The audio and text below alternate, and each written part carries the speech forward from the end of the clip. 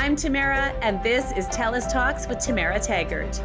We're bringing together experts, thinkers, and leaders, busting myths, sharing stories, and staying connected when Canadians need it the most. We're having unexpected conversations for unprecedented times.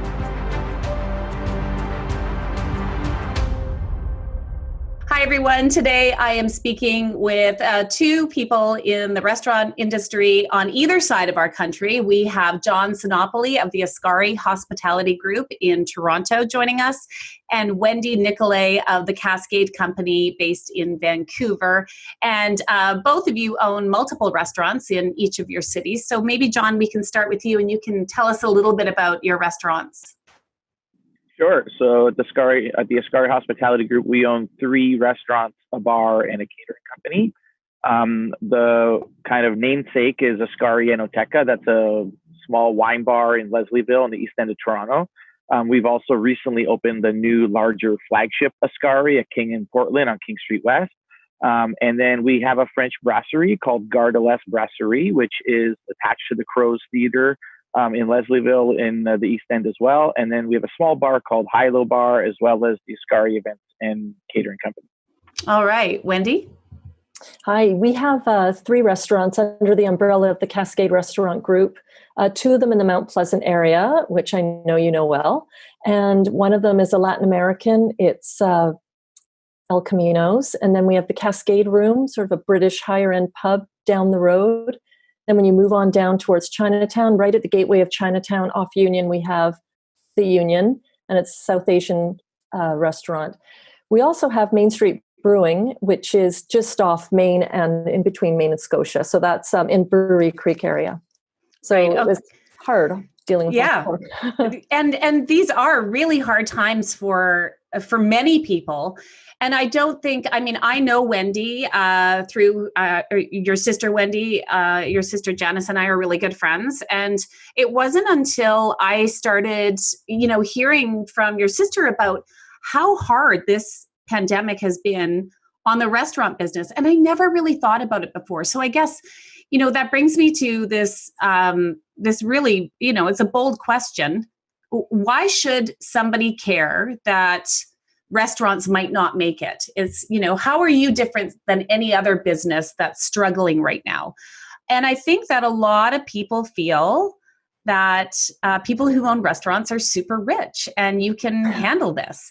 So Wendy, why don't we, I know this has been challenging. And I know it's been challenging for John, for everybody that owns a restaurant. So Wendy, why is it challenging? Why can't you just ride this out? Well, even prior to COVID, the margins are razor thin. So it's already very challenging.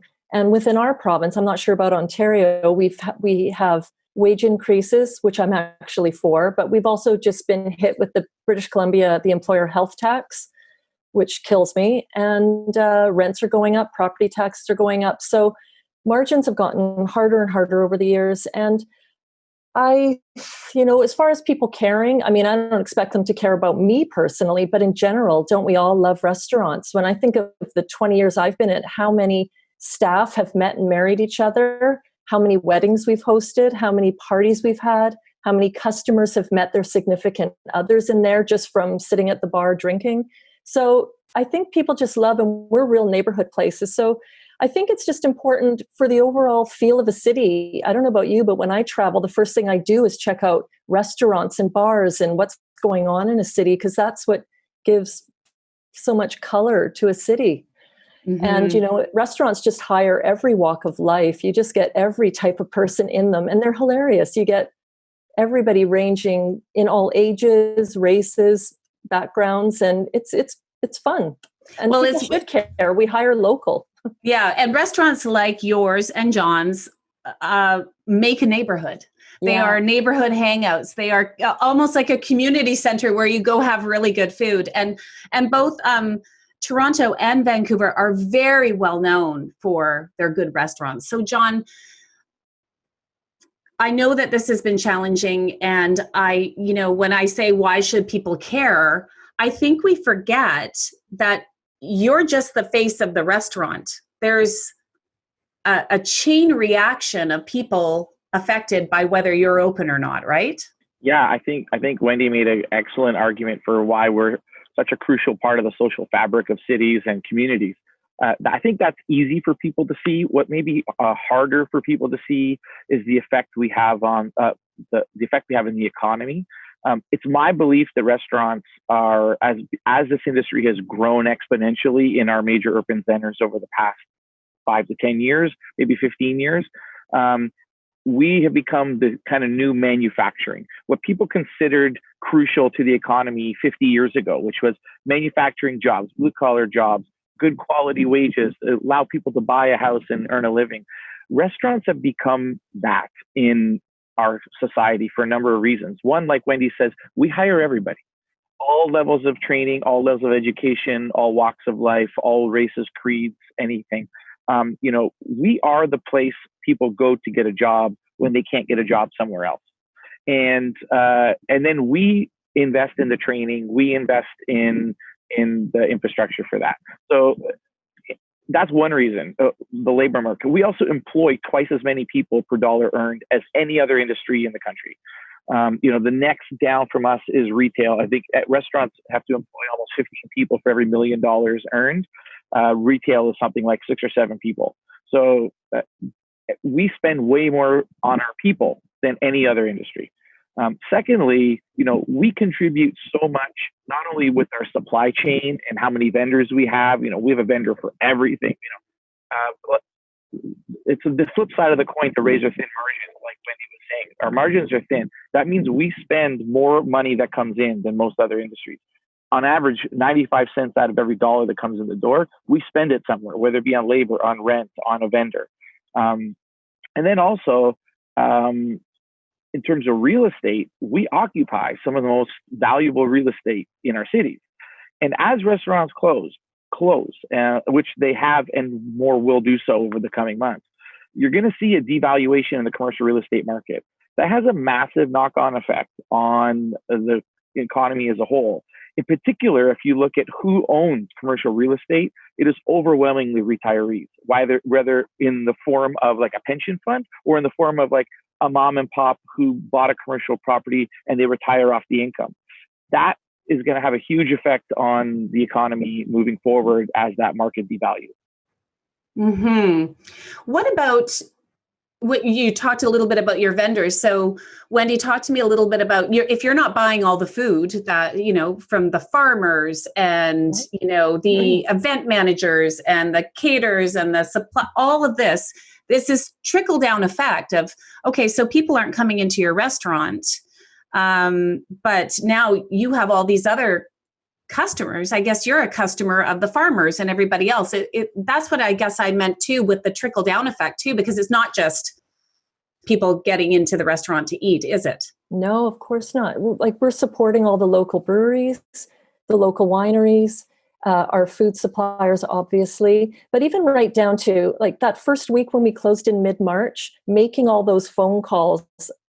You have a fridge full of food, you still owe your suppliers, many of them small suppliers, small farmers, our cleaners. It broke my heart. This beautiful man who has a young family, I couldn't have him come in anymore. So it had a huge effect just on our businesses, not just on our staff, which was just an all-day crying at the computer, writing out ROEs, but having to call all our suppliers and holding off on paying them. And yeah, it's been pretty heartbreaking. And I think a lot of people, not just the restaurants, have suffered. Obviously, our food suppliers have really taken a hit. Mm-hmm. And I think that when we talk about, supporting small business, supporting local business, restaurants are included in that. We're not talking about big, huge chains, although they barely exist anymore, really. And everybody I know goes to these neighborhood restaurants that are now shuttered or learning how to pivot. And I guess, John, how are you feeling about that word pivot? Because I have a lot of people that really hate that word. Hate it. Because you guys are being told to pivot all the time, sell groceries. So why don't you, instead of selling food now, you can just set up a market and sell the groceries that you have, the stock you have. You should learn to pivot, John. Yeah, well, first of all, we have. I think the challenge behind that word and why most of us push back on it. I'd prefer to say shift or, but yeah, it's because we know this is temporary. So, we have started, we started a grocery box program once a week. We started an online portal for meal kits and wine and alcohol. We started bottle shops. We started online events, like delivering 200 meals to people's homes, doing video instructions. Like, I've created 3 new jobs for myself over the past 3 months and about 5 new jobs for every one of my employees who we were able to bring back.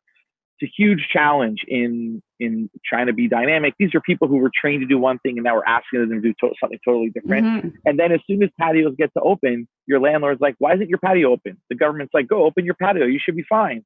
And you realize, okay, well, we've already started 3 new businesses to survive the last 3 months, whether this worked or not, like who knows. And now we got to go back to regular operations. And all of a sudden you've got 5 businesses, but with less staff than you used to have and with less management resources to deploy. It's a huge challenge. We've worked harder in the past 3-4 months for way less money than we've ever worked in our lives.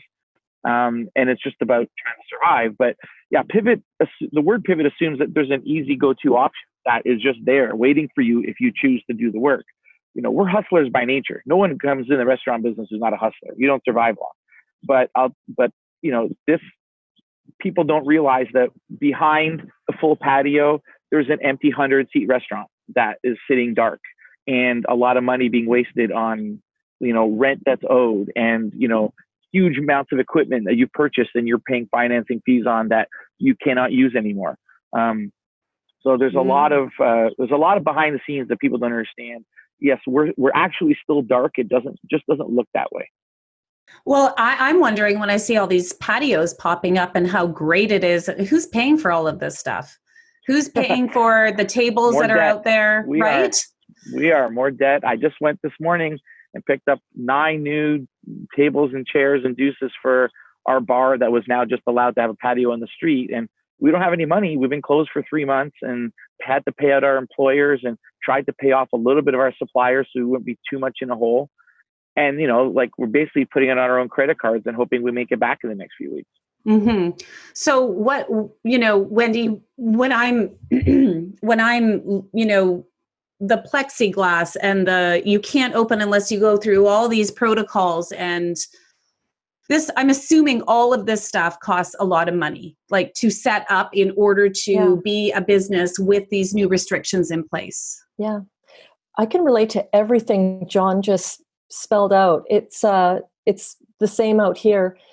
For us, just initially the word pivot was so frustrating because everyone would say to me, well, what's the big deal? Just do takeout. Well, if you enjoy 10% of your sales and then you have to buy all that packaging and get yourself set up on DoorDash, Uber Eats, whoever you want to use. And that took time because they were all so busy. Getting the staff on these platforms, it wasn't simple, especially when you never really were a takeout restaurant to begin with. So for trying to even attract people to that was challenging. And it's just not as fun, to be honest. And then, and then just moving forward, I believe, I don't know about Toronto, but out here, it was after the May long weekend, we were allowed to open for indoor service, but we had to comply with all the rules, understandably. We didn't buy plexiglass because there was such a run on it. It was hard to find and it went up 200%. I would just refuse to buy it. So we had a contractor come in and do what we had to do between booths, but at 50% capacity and for staff wearing masks, and it's just very different. It's a lot to ask of our staff right now too. I really appreciate the ones that are there and breathing their own air all night behind a mask. Exactly. Easy. And I just went up the street yesterday into one of our neighborhood restaurants, and in between the booths, I thought it was brilliant. I hope it's legal. They had shower curtains, clear shower curtains. And I thought it was brilliant because I can't stop thinking about how much plexiglass has gone up in price now that there is a massive demand for it. Yeah. And every business, whether you're a nail salon, a restaurant, a hair salon, needs plexiglass to be put up, right? Yeah. So I thought the shower curtains were brilliant and, and much cheaper, I would think. You do what you can do, but you still want your place to look decent too. Like I walk into our restaurants and I'm like, ugh, I just don't like some of the changes that we had to make, but hopefully it won't be long. But it's, hey, the shower curtains work as long as you can't spit through it. Yeah, exactly. That's the thing, as long as you have a barrier. John, tell me about savehospitality.ca, because this is something that you started with some of your partners and it's starting to grow. So what is Save Hospitality CA? Well, savehospitality.ca is a coalition of independent restaurateurs. So it grew basically out of a letter that I helped pen to government in the early days of the COVID crisis to say, hey, like we need some help. We need some help in a serious way, and we need help that's specific to our industry. I have a few friends who are government lobbyists, and when I reached out to them and I said, hey, like, how do I get access to these people? How does the government going to know how to help us? He's like, they don't. You need to go and tell them what they need. And he said the bold will dictate the terms. Get out there and tell them exactly what you need, because they have no clue what to do and they're listening. I said, interesting. So I started writing a letter saying, this is what we were going to need to survive, depending on how long this goes on. And I ran it by a bunch of my colleagues. Obviously, my business partner, Eric Troyal, and then my colleagues who own other restaurants and groups of restaurants. And it became they were all like, yes, this is exactly right. Add this, take away this. And then we kind of, as a collaborative, put this letter together, and then thought it would be a good idea to get the names of the owners and the restaurant with their logo, as well as how many employees they've laid off at the bottom of the letter for like maximum impact. And that began to really take hold of people and kind of like had a visceral reaction with people. And we've not taken a lot of new sign-ons lately, but we're up close to 90,000 laid off employees represented by the ownership signed on. And that's just the tip of the iceberg. Basically what we did was started making phone calls and getting access to government agencies, government ministries, and said, this is what we need, and did our best to get in front of politicians and did our best to advocate for other independent restaurateurs with the same issues as us. As Wendy said, like being in Toronto, being in Vancouver, the issues are the same. We basically tried to get in front of government officials and affect change in policy and affect the decisions they were making. So let's talk about landlords for a second, because I know that that is small restaurant or not, local businesses are in big trouble when it comes to paying their rent. And I'm sure Toronto is similar to Vancouver in commercial rent and how much it costs. And I don't think that the average person understands how much it costs to rent a space downtown or in town in a big city for a restaurant. It's a massive amount of money. So, why should the landlords, why shouldn't they be collecting their rent? Wendy? It's a loaded question. I mean, but I want you to really be honest so people understand what you're faced with. Well, I mean, first of all, I don't expect to screw over the landlords. I get it. They have mortgages too. They have families. A lot of them, like John said, are mom and pop. They've got businesses they've passed down through generations. Then you've got the big boys. Like one of our landlords is one of the big guns in the city, a little more challenging to work with. But I would imagine it's in their best interest that they don't have a bunch of shuttered businesses, because how many people want to buy a restaurant right now? They might be sitting on tons of empty spaces and not collecting any rent. So why not help a little bit? Has anybody been brought to the table, Wendy? Has anybody from government come to you and asked for your opinion? Well, I mean, out here we have the BCRFA who's been gunning for everybody. And so they're collecting information from all the restaurateurs here. So it's sort of being funneled through different associations here that have been a really big help and been our voice essentially. But I mean, individually, I don't know, but right. Do you feel your voices? Yeah. Do you feel your voice is being heard though, Wendy, as a restaurant owner in Vancouver? I think finally there's some headway. Like it just got announced that we'd get some wholesale pricing on liquor for a while. For another year or two. It starts on July 20th. So that's something. The city of Vancouver moved really quickly on curbside patios. So that was something. And this was all really pushed by the industry. It certainly wasn't them offering us anything. Like everybody was working really hard. I can't even count how many letters I've signed. All the different Save Hospitality groups. I mean, John's, what he started was amazing. It made its way out to Vancouver. So, I mean, all of that, it was the industry that pushed it. It certainly wasn't the government. And then to this day, the provincial government just not mandating the rent was, I think, probably the biggest thing that sucked the most. So looking forward, so here we are now, we don't know when this pandemic's going to end. We don't know when things will go back to normal, or if they ever will go back to normal. There's a lot of uncertainty. What would you like to see right now this summer, John? What would you like to see happen? If you had 3 things at the top of your list, what would they be?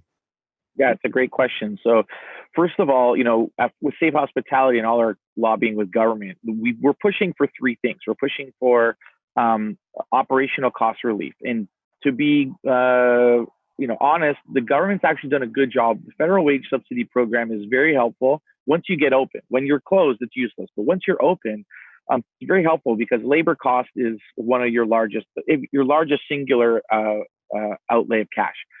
So that's very helpful. The rent program's been a disaster, but third, we needed a rent program.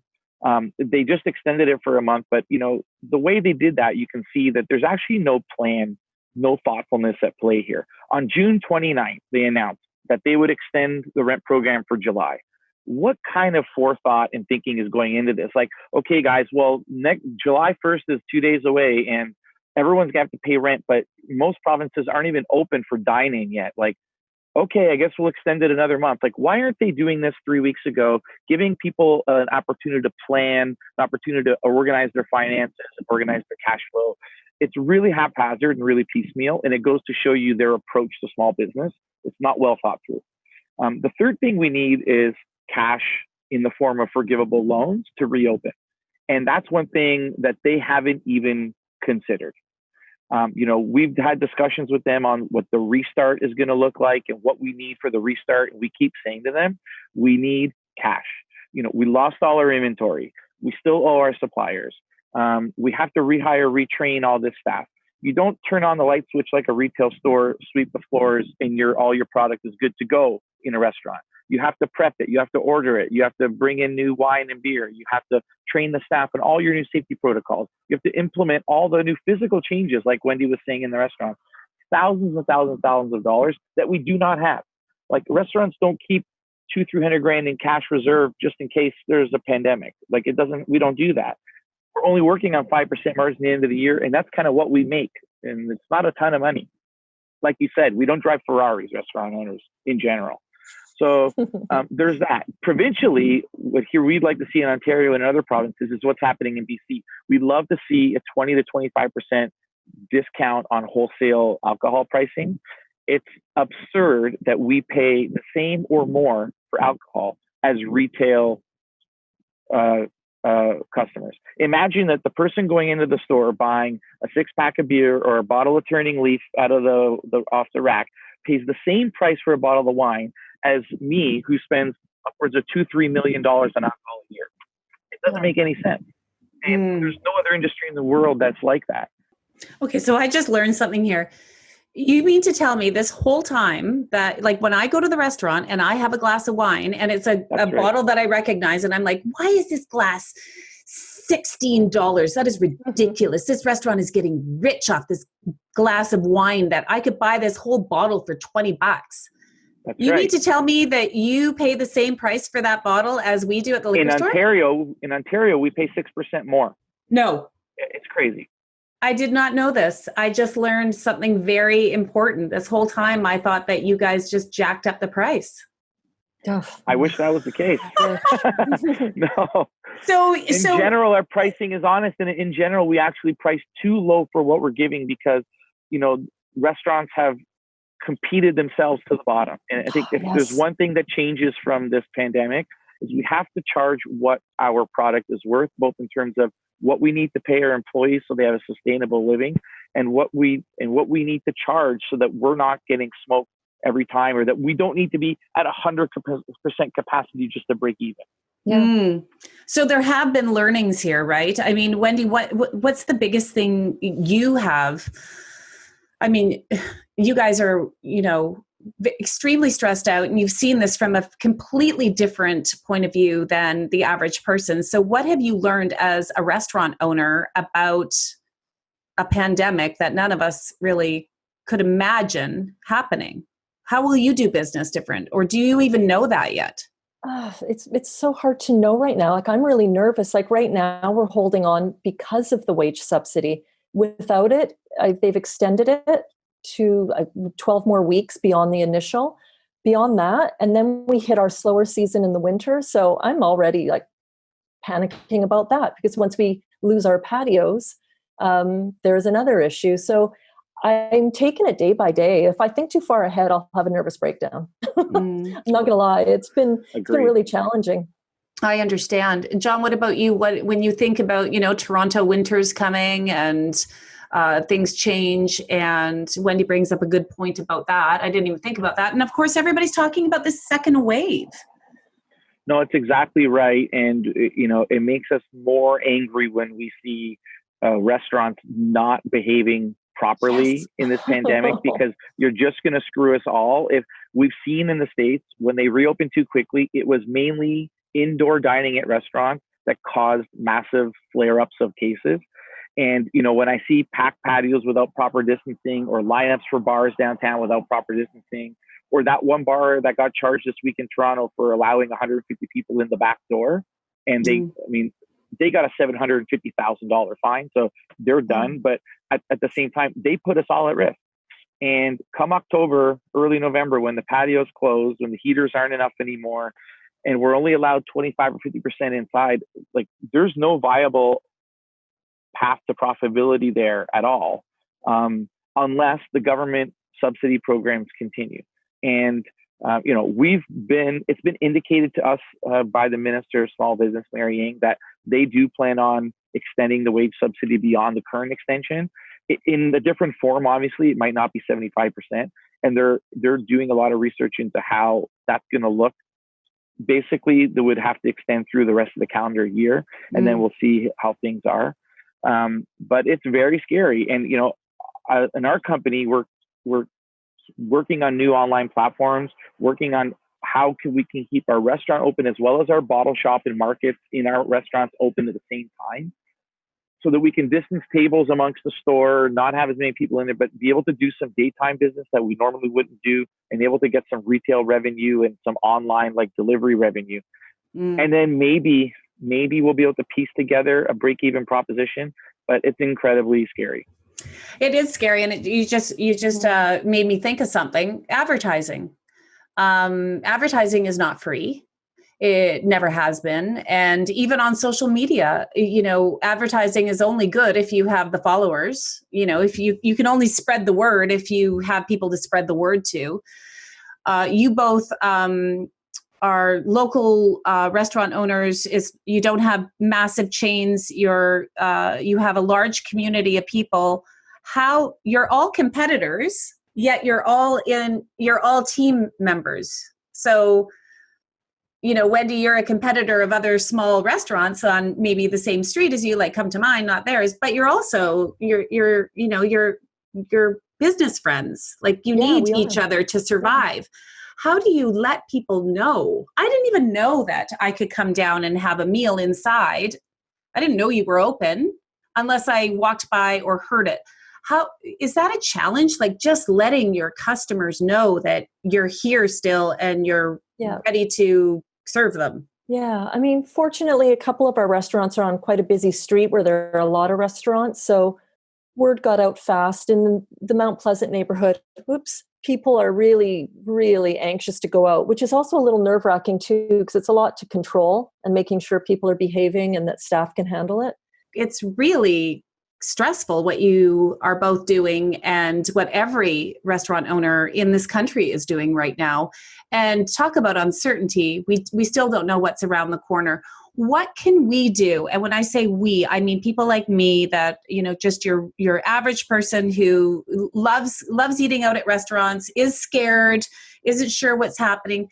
How can people across this country support people like you? John, I'll start with you. What's a good way for, the average person to support our local restaurants? Yeah, I mean, now that patios are open, obviously go and sit down on a patio and have some dinner.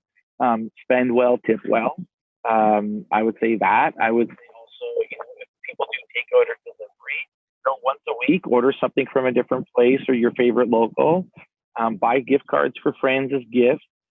But honestly, the most effective thing you can do is to write an individual email to your member of parliament or your member of provincial parliament, and tell them how you feel about the restaurant and ask them what are they doing to help us.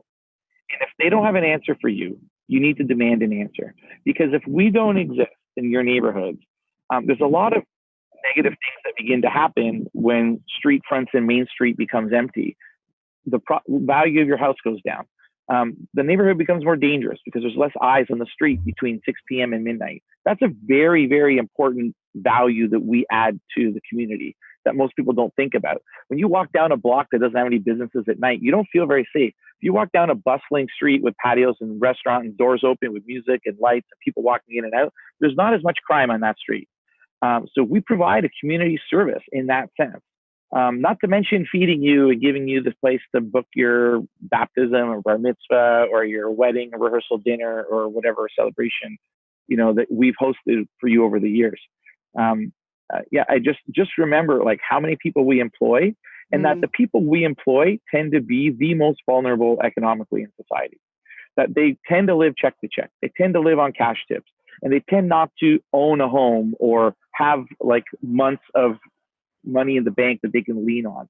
So when we close, they either, have to rely on social services or they have to move back home with their family or, they've got to change industries and figure out something else. Mm-hmm. Wendy, any tips for people like me? How can we support? Oh, John just summed it up beautifully. It's exactly what I was thinking. Like everything he said is so true. And especially about just the neighborhoods being lost at night. When the shutdown happened, when everyone was boarding up, vandalism was occurring so rapidly, so quickly.